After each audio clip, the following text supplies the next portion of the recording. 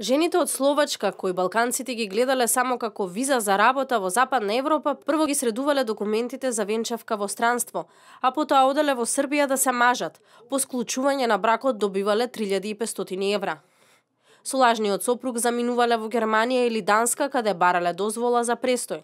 Словачките државјанки дозвола за престој добивале лесно, бидејќи земјата е членка на Европската унија. А тоа не било проблем и за младоженците од Западен Балкан, бидејќи престојот им бил одобруван по основ на семејство.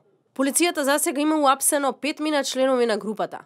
Двајца се организатори и тие се наоѓаат во притвор додека трае истрагата, а останатите се бранат од слобода.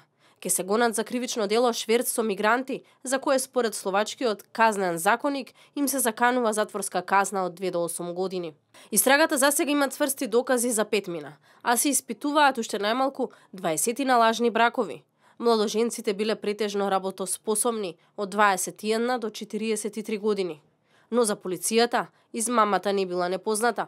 Од почетокот на годината уапсени биле 23 лица кои организирале лажни бракови со имигранти од Србија, Македонија, Индија, Нигерија, со цел на легален начин да добијат престој и работа во Германија и Данска. Но лажните бракови се добро разработен бизнис и во Хрватска.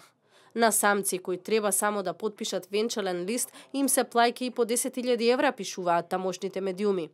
Србинки, босанки и македонки според пишувањата се подготвени да платат младоженец кој не е важно како изгледа, што ќе им го отвори патот кон Западна Европа.